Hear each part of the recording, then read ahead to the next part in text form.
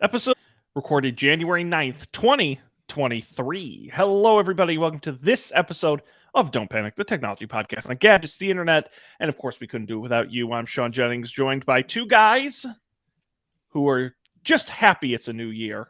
Colby Rabidou and Dan Miller. Good evening, gentlemen. Well, happy 2023.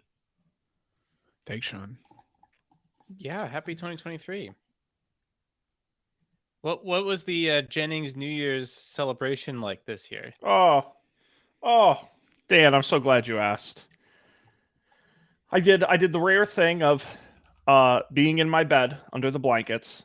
I watched the college football playoff game where it ended literally at midnight.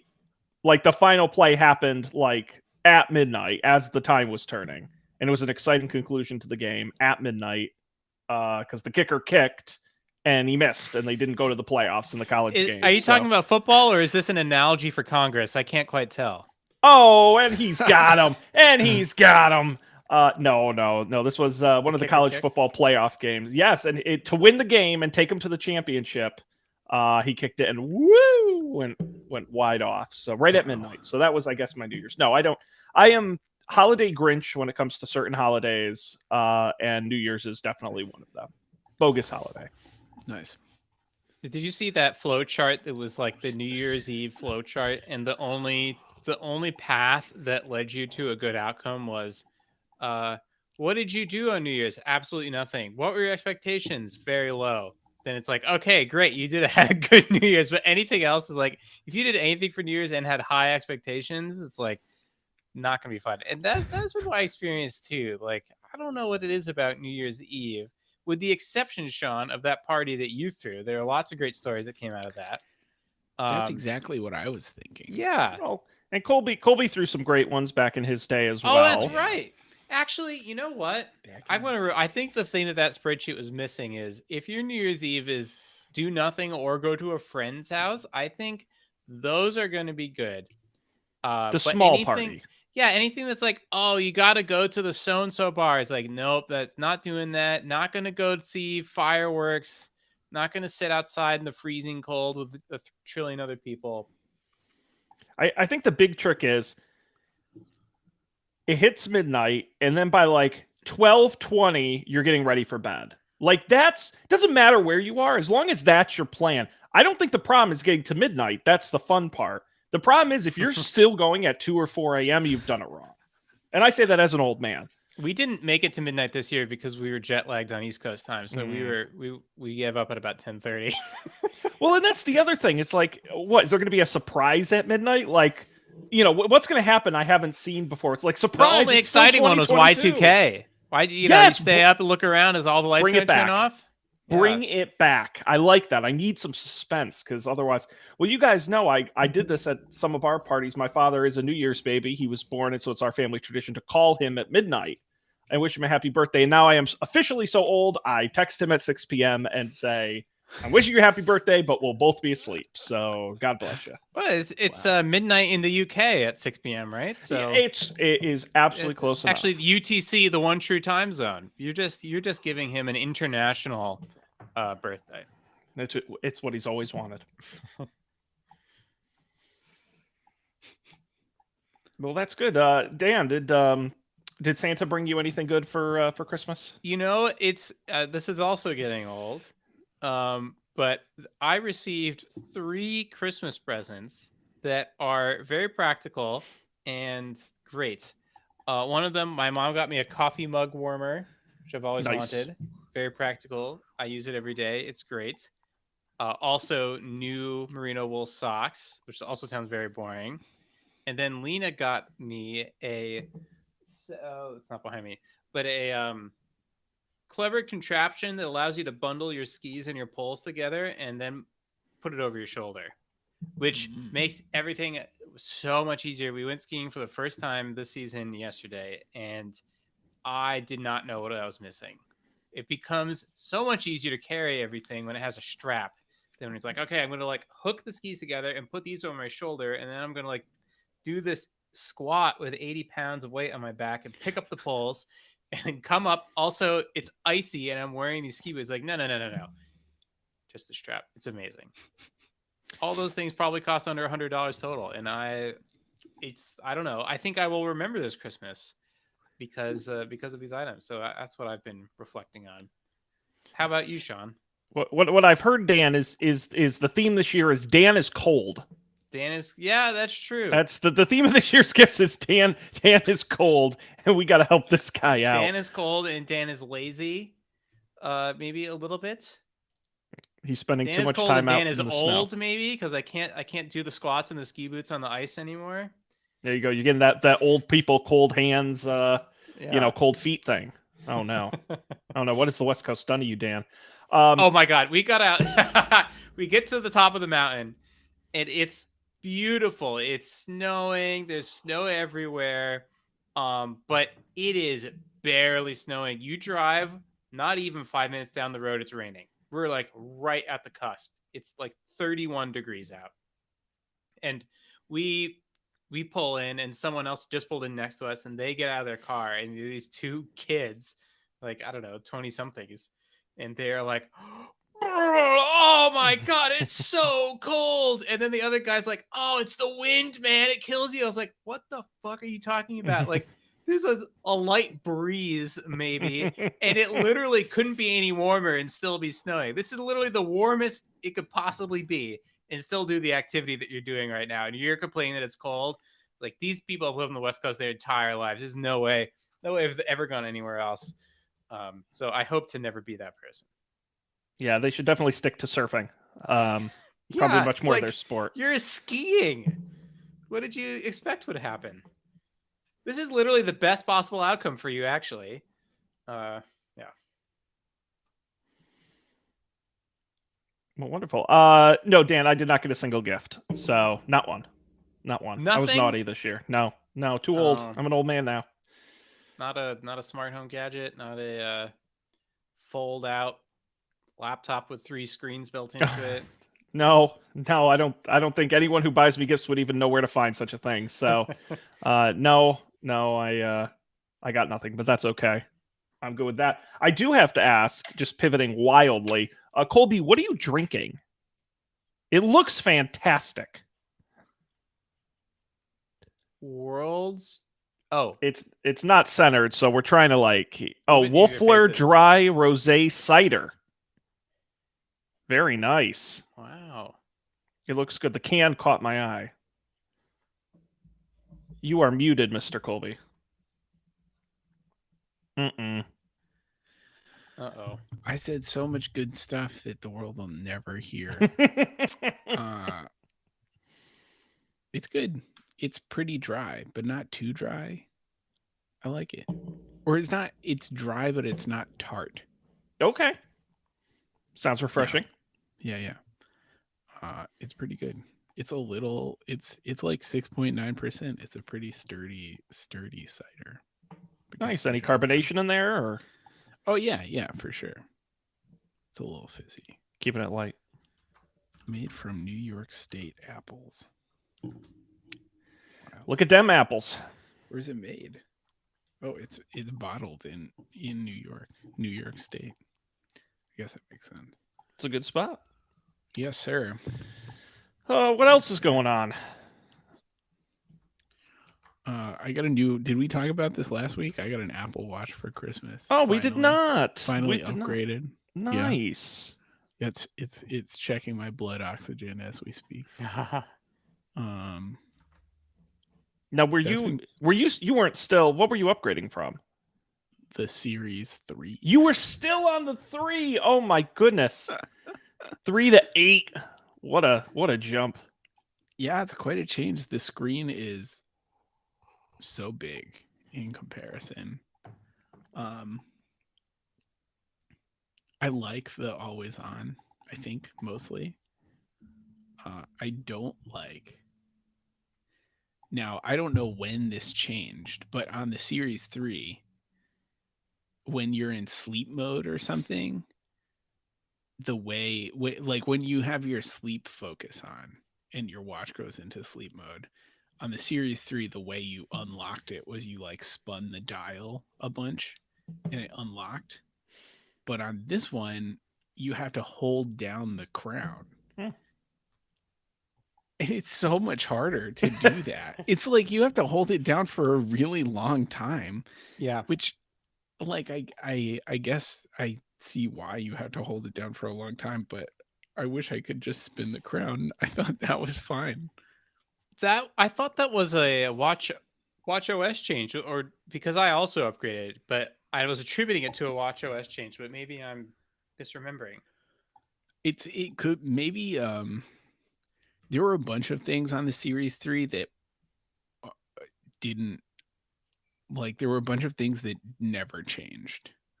That like Laura had a newer watch, like I don't know, she has like one of the newer SE ones. But like all the buttons got round and stuff, and that just never happened on my series 3. Yeah, maybe So you're I don't running know an if they old version. stopped. They might have stopped doing updates. I don't quite It was remember. if it wasn't updated, it was the most recent one from like this fall. Oh, Yes, that I could also be. find that really annoying because I had a trick, which was I would roll my finger along the crown because you had to spin it quite a bit, and I was gonna flick like this. I would do a swoosh motion. Right. Yeah. Yeah, I liked it a lot better. That every time I go to bed, my routine was that I would go to bed with the lights like dimmed almost all the way off, and then when I'm ready to pass out, I would like fire up my wrist computer and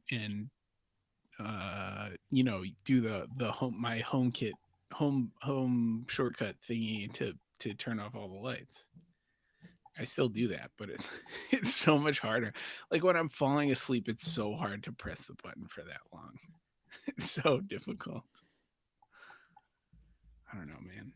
It's hard. I agree. Yeah. The struggle is real. But still good on the new watch. So that's excellent. Like is that the same band you had before? That's nice. I like that. No, this is the new band too. I have one of the. It's like the magnety one, but leather. Oh, am I not holding it in the right place? No, you're good. No, it looks great. Yeah. I didn't know they made those. Yeah, it's like it doesn't have a clasp. It's just the whole magnets. thing is a magnet. Magnets. Science rules. Awesome. Very cool. Let's see what else is going on.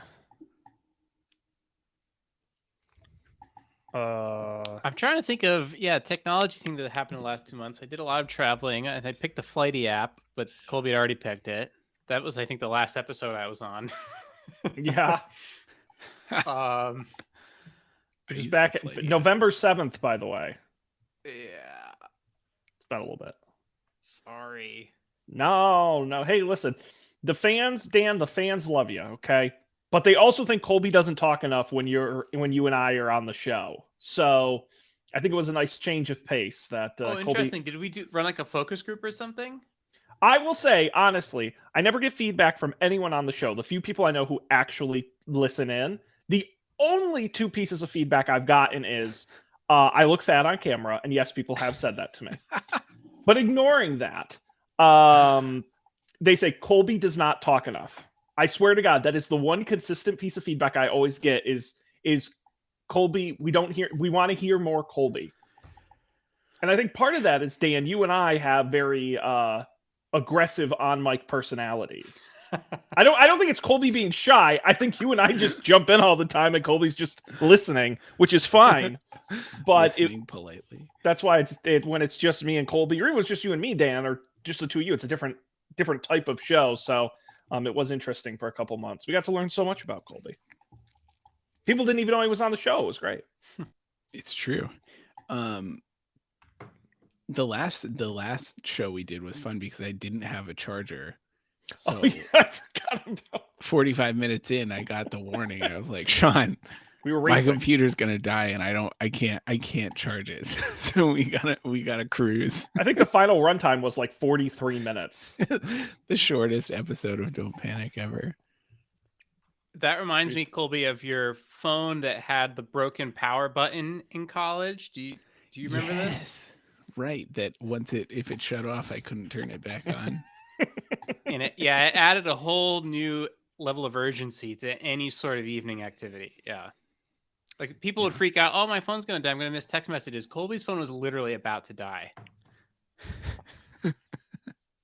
If you go to bed, you might never wake up. I feel like there must be a horror movie that is the plot of. I think that was my iPhone 3G. Wow. Also my first iPhone. And also the phone that frenemy of the show, Colin Turkle, purchased the I Am T-Pain app. Oh yeah. On like the second day of college, and promised me that he was going to reimburse me the $3. He never did. But Colby, hey, listen, you can talk about that, but remember, we had minutes of fun playing with that before we got bored with it immediately. I think that was when we switched over to the app. You pushed a button and it made a fart sound. I mean, this was the early days of the App Store, remember? So sure, you know, when that made your phone look like a lighter was like $80. It was a weird time. Yes, it was. T-Pain. God bless him. Did I tell you? Did I talk on the show? I'm thinking about my last 2 months. Did I talk on the show about the Steam Deck? Did we talk about that at all? No. I got a Steam Deck. It was one of those things. I ordered it like a year ago because I was traveling, and I was like, you know what I have a lot of are computer games that I wish I could play while I'm stuck on these planes. What I don't have a lot of are Nintendo Switch games I want to play on this plane, sadly. And so I placed an order. I was like, maybe I'll get one eventually. And then I did get one. And it is massive. It's just a huge thing to hold in your hand.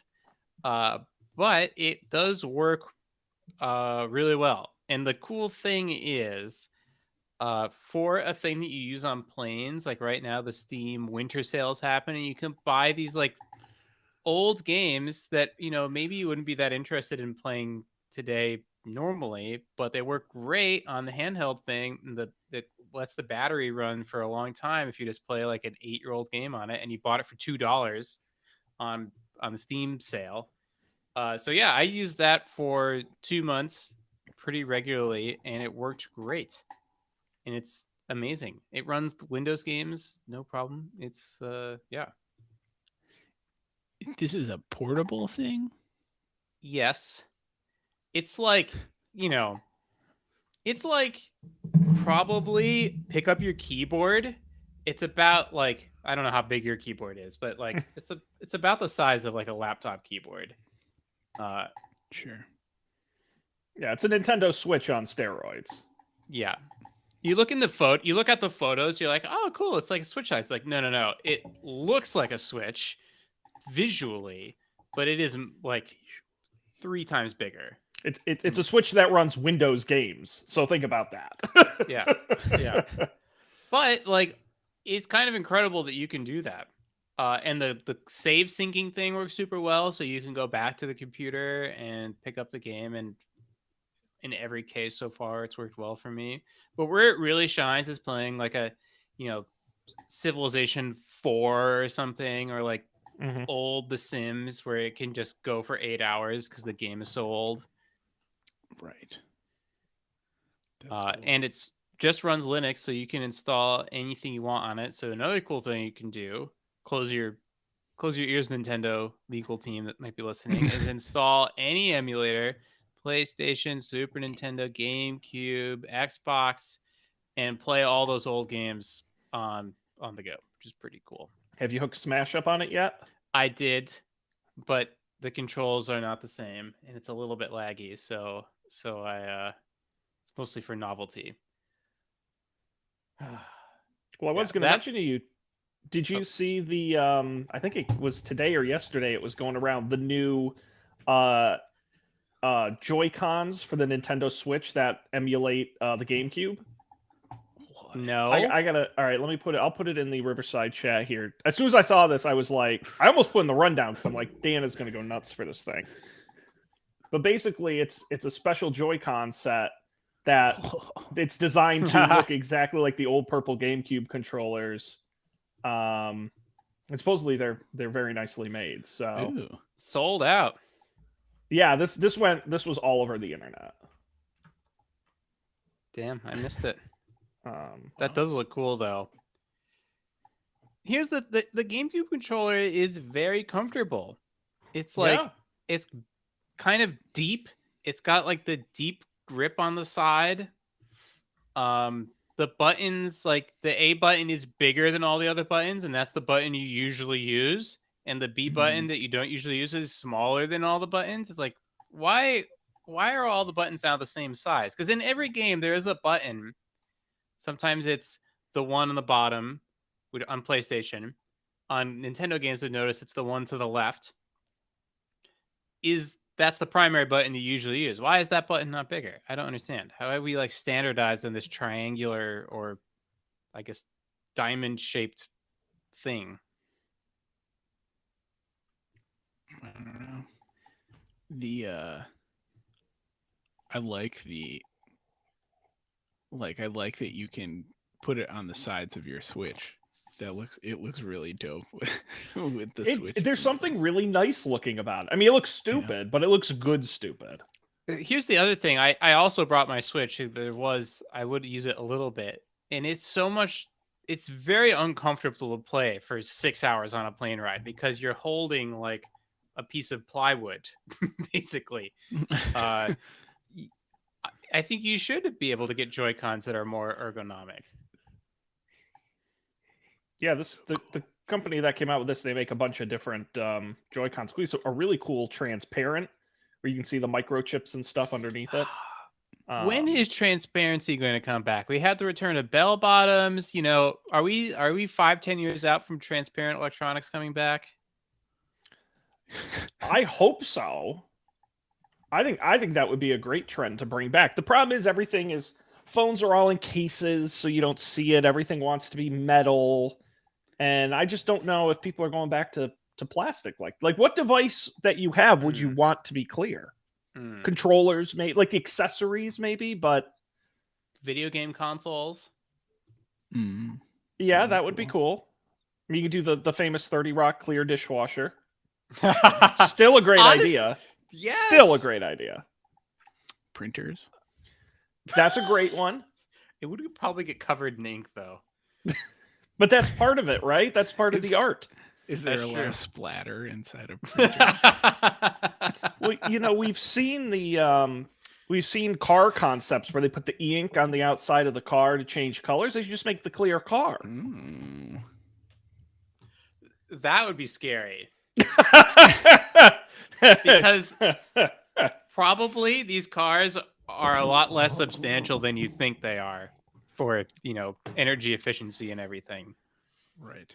Yeah, people don't need to see inside my car. No. That, although, yeah, it might help people be tidier. But also might help thieves get good stuff. It would make walking around the parking lot way more interesting. That's true. Yeah. See, that's a good question. Wi-Fi routers? Give me a clear Wi-Fi router. Sure. Throw it out there. TVs? Well, I think I don't know how often Well, you know, sometimes we have the TV floated in the middle of the room. Okay. And so the back of the TV is just a giant black expanse, which it could be worse. You know, it is like the LG super thin thing, so it's actually kind of nice that you can appreciate that. But you could do a lot with that space. Dan, I think you're missing a prime opportunity, though. I think you got to get a second identical TV, strap it to the back, and so you have 360 TV. Get an HDMI splitter, put the same thing on both. You'll never miss a moment. A new definition of simulcast. Yes. The whole room television from Dan Miller. I like it. Thing sells itself. Wow.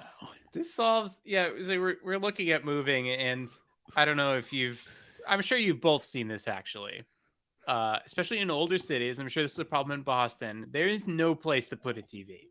The people 100 years ago were like, you know what should go in the middle of the room? A fireplace.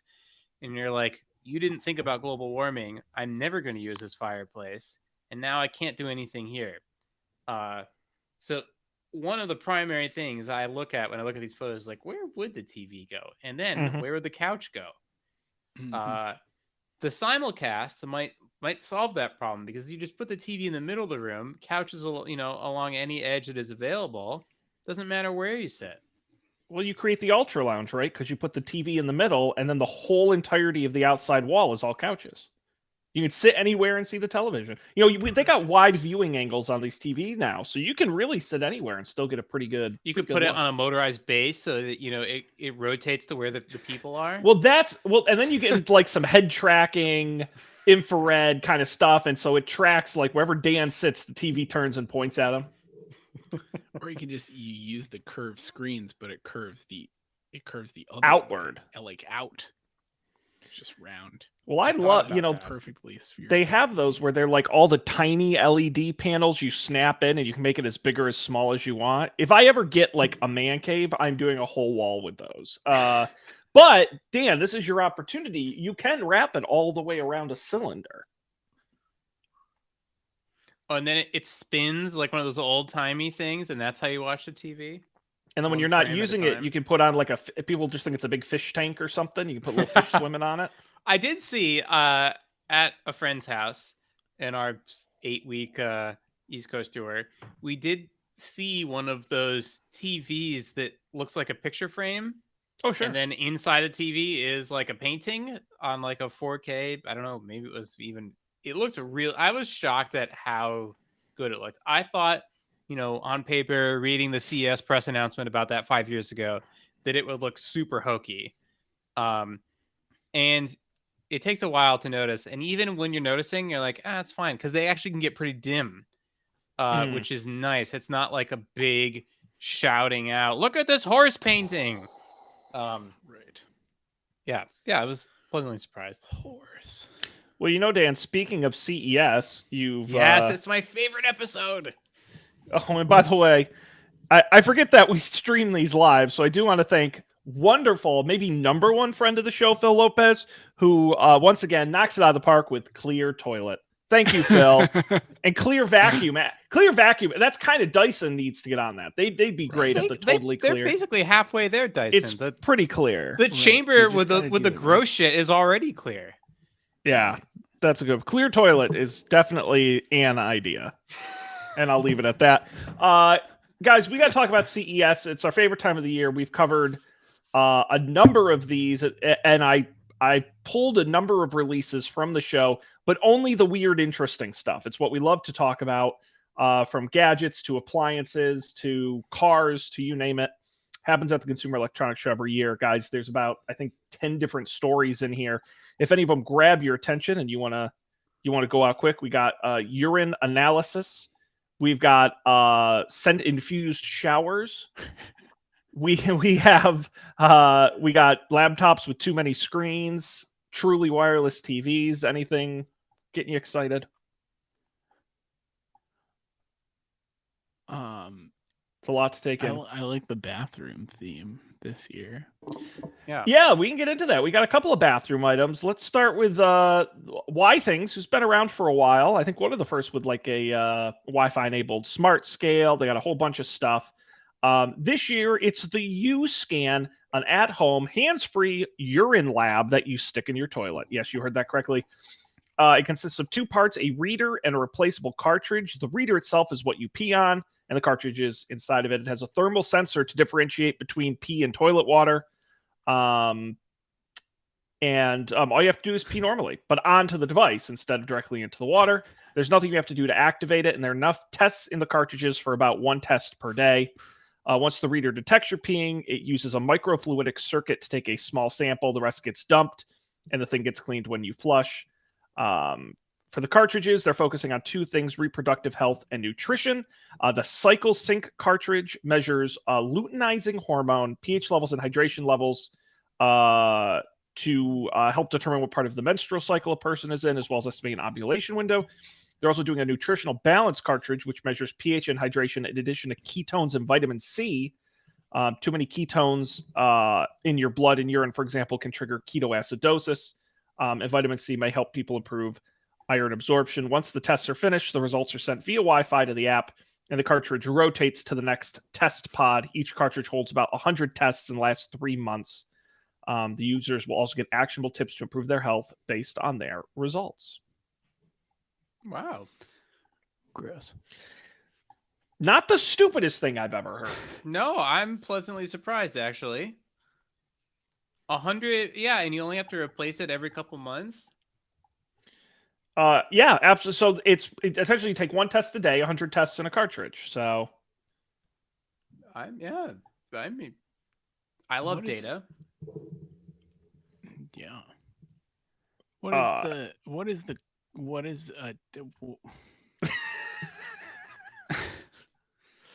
I don't understand what the cartridge is. Like, what is the cartridge, and what is it filled with? What are the units of test? Why? So, like I said, there's 2 different cartridges depending on what test you want to take. But basically, in the cartridge and the thing itself collects a little bit of urine and runs the test within the cartridge in the unit in your toilet. Huh. Was that Cool. helpful? No, I don't understand. I don't understand why it.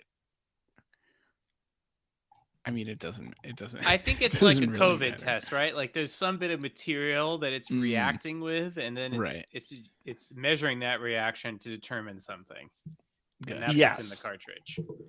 That makes sense. So weird. Yeah, so you just pee on it once a day. It knows you're peeing on it. It'll test you and send you the results to your app. It's funny. Cool, I guess. It's pretty wild. I think as more cartridges come out, it could be interesting. I will say though, genuinely, I hope you didn't scroll down far enough in the article. What would you pay for the reader and cartridges for like your first set of cartridges? Oh, and by the way, it'll only be available in Europe, pending medical approval in the US later on. So we're estimating in euros. Yes, although if you want to do it in dollars, I'll give you the translation. But yes, it is listed in euros. The thing you pee on and some test cartridges. 200 euros. Dan, you got a guess? I'm gonna do 150 euros. Here's the thing. It's a great idea. It's going to cost you 500 euros. Whew. Damn. Crazy. Absolutely crazy. Which, on one hand, for an everyday type of just like casual, I like tech product, it's crazy. If you're trying to get pregnant or you have a medical condition that requires your urine to get tested, maybe not so crazy. It'll be available in Q2 2023, but of course, all this depends on FDA clearance. Wild. We live in the future, you know? We live in a future. One where you get to pee on things in your toilet. But we can continue along in the bathroom concept. Kohler, friend of the show. Every year we talk about something fun from our friends at Kohler. They've kept it simple this year. Aromatherapy shower infusion. Well, what does that mean? It's called Sprig, and it's a gadget capable of attaching to any shower head paired with their Sprig shower pods. It's this little contraption that hooks into your existing shower head and plumbing, and you basically, it's pods, so you gotta buy it from them. But the pods infuse the water stream with a combination of scents like eucalyptus, chamomile, lavender, as well as ingredients that are supposed to be good for the skin, like hyaluronic acid and sodium. Kohler says the pods are safe to use on the entire body and should run for around several minutes. The pods start at $21 for a 6-pack, or for a 6-pack of single-use pods, or $24 for a single multi-use pod with 8 uses. The whole infusion system you need to start will cost $119, be available to purchase during the first quarter this year. I think that this thing is pods really kills it for me because those are pretty expensive, and you know, like steeping tea, I imagine you could get a couple uses out of any given bit of material. Mm-hmm. That's annoying. I like the idea though. I really am willing to spend money on these things like the bidets you can just add to the toilet, right? You can just have this. You don't need to change your plumbing. You don't need to do this and that. And like, oh, isn't it a nice thing? Like, I think there's a huge market for stuff like that. But to make it like the coffee pods, sure it helps their bottom line. But I think a lot of people will be turned off by that, where it's like, hey, get the Kohler faucet, because guess what you can do with this faucet that no one else can do? You can install these tablets. Hey, they don't last forever. Eventually you'll probably want to replace it because you'll notice the smell goes away. But like single use is pretty lame. Are they single use, or does it just like recommend 8 uses? No, you can buy them either as single-use pods, or you can buy a multi-use pod, which works for 8 uses. Works. What happens after 8? Does it eject itself? No, I think it just... honestly, it's vague in here, because that is a good question. Like, could I use all of it in a 30-minute long shower? Yeah, does it have like an RFID thing? Like the, how does it know to shut off? How do I turn it on and off? No, the article doesn't say. It's a good question. I mean, I think I don't disagree with your point, Dan. I will say the cost of under $3 for a single-use pod, I don't think is... that's not rip-off territory, because I wouldn't use this every day, but this is like on a weekend or a stressful day. I pay $2.70 to pop a pod in the shower. It's relaxing. What drives me crazy is the $120 startup cost. Like, you're right, Dan. Aren't they making money on the pods? They should be giving this thing away and ripping us off on the pods. What does the thing do that it needs to be so expensive? I mean, it looks very... I'll give them credit. It looks very nice. I'm sure it's made of metal. It's got to have the plumbing fixtures and everything. But if this thing were like $49... okay, you might want to take a flyer on that, and they make their money on the pods. $120 is a lot to invest in a system like this, in my opinion, anyway. I think you're right. It's crazy, but you never know. Put it on your wish list for next Christmas if it ever actually comes out. That is the Kohler Sprig Shower Infusion System. What else on here, guys? We're out of bathroom stuff. Oh. What about the toothbrush? Oh, let's move. You're right. We do have more bathroom stuff. The Y brush. I've never seen this before. This is wild. Apparently, it's been in Europe for a few years. And now it's available in the US, announced at CES. It's called the Y brush, and it's basically... how do I describe this to somebody listening? It's a mouthguard shaped head. So it's like putting in a mouthguard in your mouth, but the whole inside of it is lined with bristles. And the thing vibrates to clean all of your teeth simultaneously. Rather than moving the brush around your mouth for 2 minutes, you position one side of your mouth inside, turn it on, and gently sort of move around the brush head while rotating it. They say you can spend a maximum of 30 seconds. Now, Y-Brush specifically doesn't promise better cleaning performance so much as claiming you'll do a better job of taking care of your teeth, since most adults spend only about 45 seconds to a minute brushing, not as long as they should. They're not effective. Versus this, it's pretty effective, but they're more likely to use it. It'll cost you $80 for the base model, which doesn't include a timer, or $130 model that does include a timer.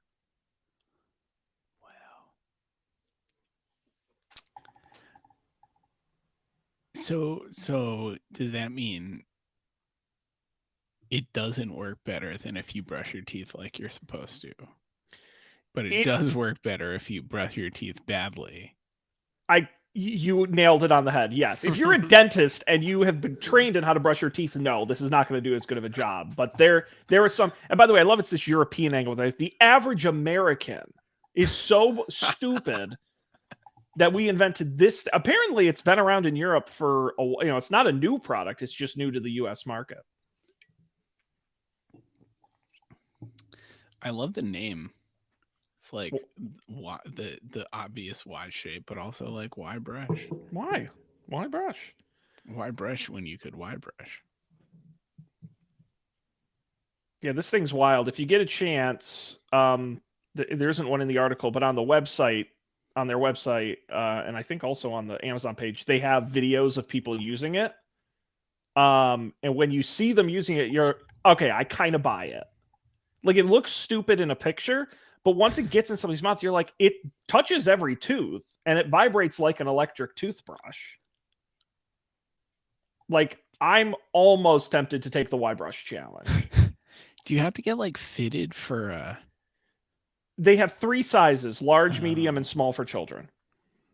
small for That they say children? fit most of the. Yeah, here I can share my screen and put the video on for the people watching. But it's what makes me convinced is it's been around for 4 years. You know what I mean? So it must do something. Oh my god! Did you see how much the brush costs? Yeah, it's $89. No, I'm sorry. Just a replacement like head, Oh no, what does a replacement head cost? $37.99. Yeah. But how long does it last? Yeah, how long does I it don't know. last? I mean, I will say I know my electric toothbrushes replacement heads are not cheap. But the one I have, it's like 3 months they say before you should replace it or something like that. Yeah, I wonder if they say on here how long it lasts. We're transitioning from 2022's Don't Panic Home Improvement podcast now to Don't Panic Personal Health and Hygiene podcast. Oh no, that's a problem. I'm definitely better at one than the other. I'm not sure which one it is. 6 months. 6 months it says Oh, for the okay. Y-brush. So So you're it's a buying it little and then spending better. $70 a year in brush heads. I don't know. This thing, it just is like, it's wild. Oops. So check it out. Now available in the US. The Y-brush. Y-brush. I like the idea of this thing because if it could just cut my toothbrushing time in half, but clean as well as I do with an electric toothbrush, which I think is like 30 seconds per quadrant or something it's at, that would be huge, right? That's such an easy sell. Yeah. But Yeah. if it doesn't do as good a job, then it's not an easy sell. But something like that, like, hey, here's this thing you have to do every day. We're gonna 50% of the time you have to spend on this. God, that'd be amazing. Well, toothbrushes need innovation. I didn't put it in the rundown, but some company at CES, I want to say it was like a Panasonic or somebody like that, they announced a new, they call it like the one handle, where it's got the battery in it and the motor in it, and you can put your toothbrush head on it. But then you can take your toothbrush head off, put your razor head on it for your electric razor. And I was like, I do not want those to be the same thing. I disagree. And like, it had a bunch of different heads you could put on it that could do like grooming stuff. And I'm like, no, those should be separate. My toothbrush should be nowhere near the thing that's covered in hair. Absolutely not. I was offended Yeah. at the idea. That is, I do take great pains to make sure my toothbrush is like nowhere in the area when I use my electric shaver, because I don't want those little, Sean, you've experienced firsthand what it's like to get beard trimmings. I have. Don't put them right next to your spices. They look highly similar. Lesson learned. And don't did just you- taste random things. Did you know the story, Dan? No, did you just have a bottle of beard trimmings? No. The ultra short version is when we were roommates, and actually this involves Matt, friend of the show, Matt, of course. There in our dorm house, there was a sink directly next to a shelf we put food on. Like a bathroom sink directly next to. There was in Gartland, there was the sink in the bathroom, and then there was a second sink outside the bathroom. And we had a shelf of food like literally up against the side of the sink. And so I was in there like using that sink one day, and I looked over, and of course the food shelving was a mess because we were a bunch of dudes in college. There was all kinds of crap on there, and there was like a thing of pepper and a thing of salt and a thing of whatever, and there was just a bunch of like little stuff on the shelf. And I'm like, it doesn't look like pepper. What is it? So I, as a smart person, licked my finger, took a bunch of it, and I ate it, and I'm like, it doesn't really taste like anything. I wonder what that is. It was Matt's beard shavings. Ended up on the shelf next to the food, and it was upsetting, and I stopped putting my food on that shelf because it was not a good spot for that. No. There are a lot of problems with that house. not one of my prouder moments. All right, guys. What else? Anything else here from the CES? There's some actual technology, but there's also more goofy stuff. So you guys tell me. Bike desk. I have been thinking about getting a new desk. Well, Acer has a new desk you might be interested in working in. It's called the eConnect BD3. I don't know where they come up with this. It's not only a work and exercise desk, it also generates electricity. What? You cycle at a somewhat leisurely pace of 60 revolutions per minute. It can generate up to 75 watts of power. That prevents emissions equivalent to walking rather than driving 0.132 miles in a gas-powered car. It's not 0.132. Yeah, the iPhone 13. Well, for comparison's sake, so you're doing 75 Not watts. 1.32. 0.132. 0.132. That's like a city block, right? Like that. It's not much, but I will say 75 watts of power.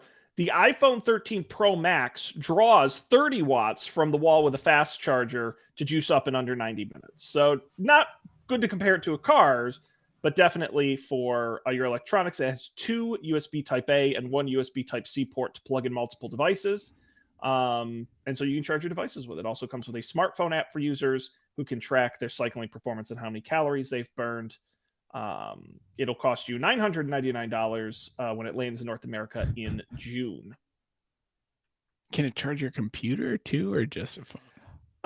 It's got a USB-C port, so I'd have to see what wattage like a MacBook would pull, but possibly. Now, this betrays my ignorance, but wattage is a measure of what? Is it a measure of throughput or a measure of like? Because you have a kilowatt hour battery, which measures capacity. And so if you charge your phone 70 watts, is that, 0.71 kilowatts? It's electricity produced. Electricity produced 70 watts. Yeah, 75 watts. And how much iPhone's like, how big is an iPhone battery? Well, like the article said, 30 watts will power up a 13 Pro Max with a fast charger, fully charged in 90 minutes with 30 watts. 30 watts. But how long do you have to pedal to produce those 30 watts? 60 revolutions per minute for an hour.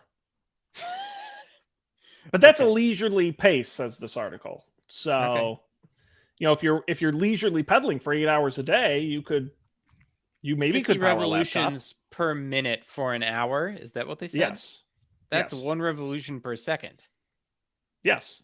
That's like 1 1,000, 2 1,000, 3 1,000, 4 1,000. Okay. Yeah. Right. No, listen, I think it's stupid, but I'm trying to give the people at Acer some credit for their interesting idea. I was surprised to learn, reading about electric cars and how they work, and I was like, and then electric bikes. I was like, hang on a second, why don't electric bikes? We have lots of hills in Seattle. Why don't electric bikes recharge their battery when you go down the hill? And the answer was, I think that it's just not. It's a negligible amount of electricity for that much weight. Mm-hmm. And so, yeah, these things have weird economies of scale. And I'm surprised, I guess pleasantly surprised, that you could charge anything pedaling yourself for an hour. You could charge a whole iPhone. I'm pleasantly surprised. But to be honest, that's probably the only reason I would ever use this is like your laptop's going to die and you're going to get fired if you don't pedal the bike. I need some incentive, so I'll take what I can get. Right.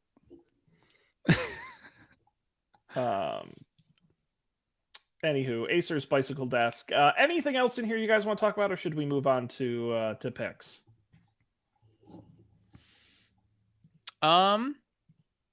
Because we didn't talk about the dual screen laptop or the wireless TV or the stand mixer that has Alexa built in and measures all your stuff as you put it in. Now, I do feel like we should talk about the Black & Decker cordless cocktail maker. You might have thought that Drill was coming after that, but no. Yeah, this is insane. So The fine folks at Black & Decker, who I'm pretty sure we've never talked about on the show before. I feel comfortable in saying that. I don't think they've ever come up. They have their own electric-powered cocktail maker. Now, that in itself isn't... We've talked about the pod-style cocktail makers before on the show many times. Mhm. That's not new.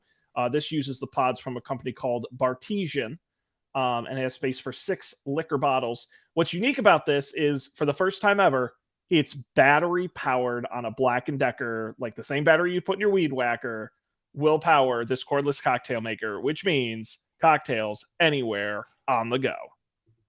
Whoa. They say you can get up to 250 drinks on a single charge. Oh my god. Available this spring for a price of $400. Why Black & Decker? Did they, explain that at all? No, I think it's...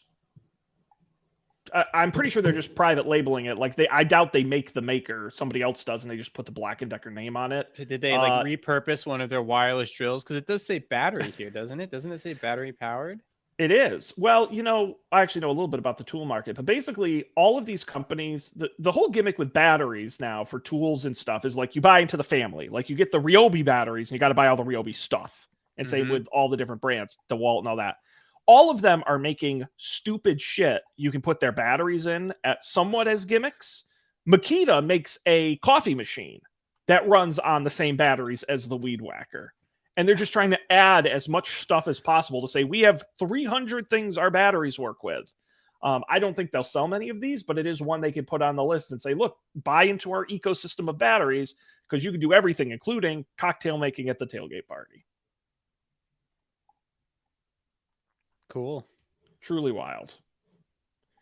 But I did go on the Bartesian website, and man, I can't justify it. But man, they make the pod cocktails look so good. Because I'm so lazy. But you got to buy the machine, and then you got to buy the pods, and we already talked about our disdain for pods. So Yeah. Not happening. I can just hire Colby for a fraction of the price. Can you imagine how the lifetime of these things with like sugar pouring out of that little nozzle too? Like even with the coffee makers, you eventually have to clean it out because of calcium buildup. But sugar, I don't know. I don't like that. And also, just how many cocktails do you make? Like, even if you made one a day, you're paying, I think it's something like $400 for the machine. And then the pods I looked up, and they were $20 for 8.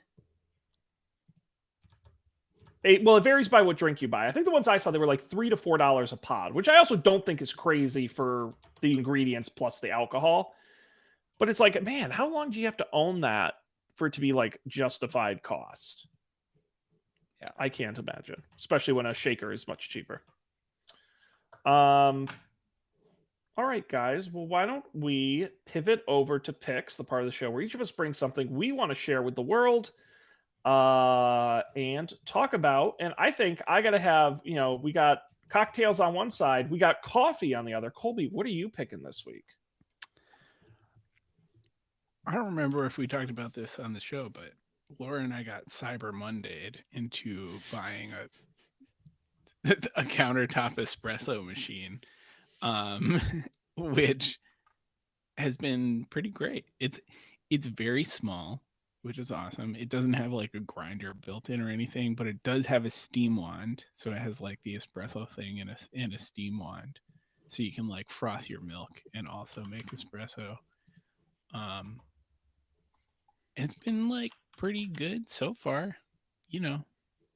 There was some learning curve, but Laura worked at a coffee shop when she was in college, so we had a little bit of a head start on figuring out what the heck to do. I was just pleased with how small it is. Like we were able to find a corner of our minimal counter space to shove it in. And we did the math, and like we only have to make like 50 lattes for it to work out. And like the lattes we're making are at least as good as the crappy coffee shop across the street, and those cost like $9. So, well, you got to see if you can sell them to the neighbors. Right. Free coffee. Discount coffee. Discount. That's right. We're cheaper, and we deliver to your door because you're across the hall. Oh yeah. This is great. Is this the first like real espresso machine you've owned? It's the first one I've owned, yes. For sure. Very cool. No, that's great. It looks great, and I'm sure it looks very beautiful next to your Breville Smart Oven. Oh, totally. Totally. Just across the counter. Just you're across the kitchen. Getting the collection together. Very cool. Next, you got to get. They have this smart coffee bean grinder. Did you see this thing from Breville? No. It looks like the goddamn space shuttle. It's got a little. I think you can put in the exact measurements of what you want, the grind time, how many shots worth, and it looks dope and it matches. So, see, that's the problem I have is when I buy something, I got to look at all the things that match it. Right. But I also don't know if I could justify a $200 coffee grinder. So, but that's not up for me to decide. Very good, Colby. The Breville Bambino Plus. Check it out. Dan, let's work our way up the list. What are you playing? Yeah, one of the games I played on the Steam Deck while I was flying on this plane is a game called Arcanium. And it's kind of like, I think in the past I picked Slay the Spire, which is kind of like single player Hearthstone. So Arcanium, I think, is a cross between Slay the Spire and a board game. So you move around the board and then things happen when you move to different squares. And when you have battles, those are actually card games. And you collect cards as you play the game and upgrade your deck. And then eventually you probably lose.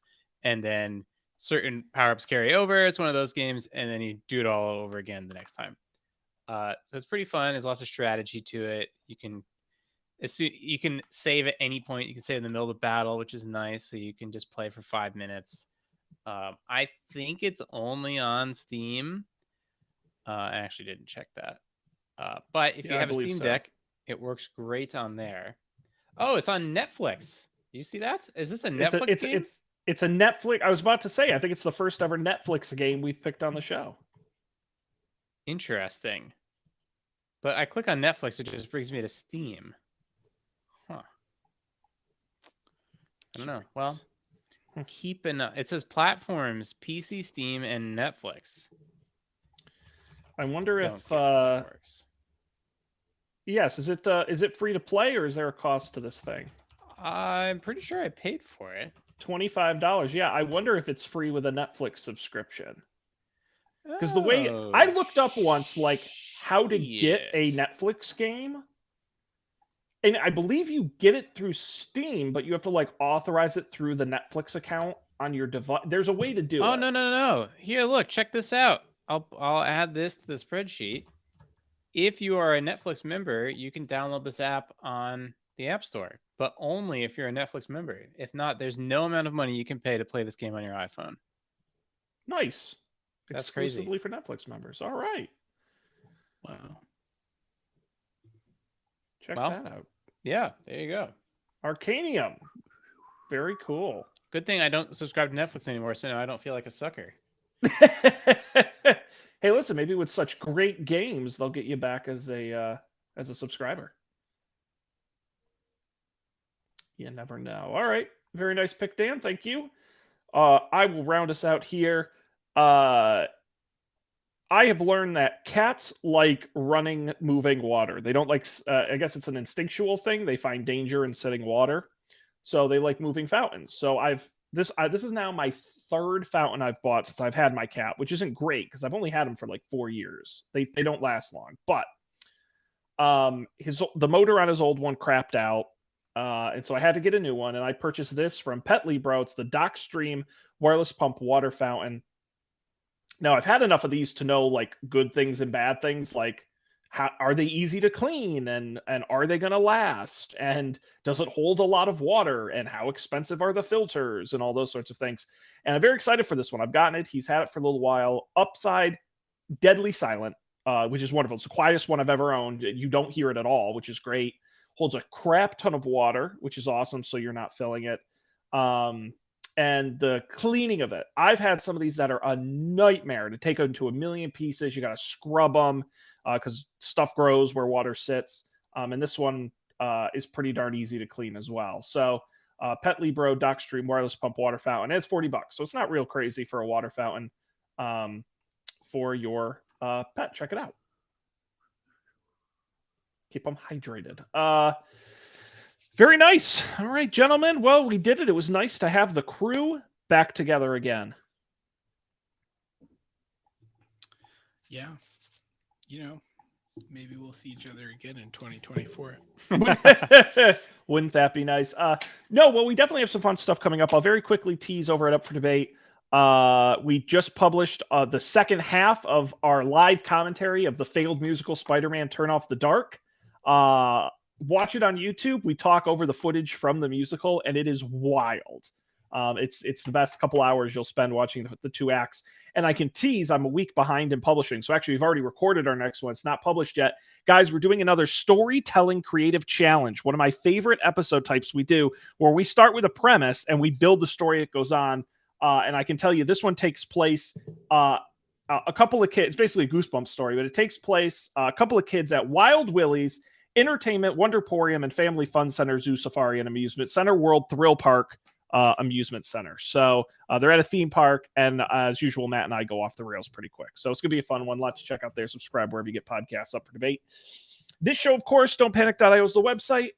Go there, get all the links to the picks we talked about will be there in case you want to buy an espresso machine or a pet water fountain. And, of course, subscribe wherever you get podcasts. You can get a hold of us, don'tpanicshow@gmail.com, or tweet at us at don'tpanicshow. And we're going to be back next time with some combination of hosts and some combinations of tech news. And it's going to be a good time. But on behalf of Colby and Dan, I'm Sean. We appreciate you being here. We'll see you next time for another great episode of Don't Panic.